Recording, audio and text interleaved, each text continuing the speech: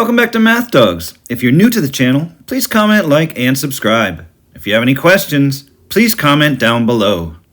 Problem number 4 says the roof on the Big Dog model doghouse increases 21 inches vertically for every 36 inches horizontally. What is the pitch of the roof on the Big Dog doghouse? So this is similar to number 1, where I'm going to compare in a ratio the rise or vertical change compared to the run or horizontal change. Again, I can draw a picture. There's a 21-inch vertical change for every 36 inches horizontal change on the roof. And so I'm going to substitute that in and write the ratio.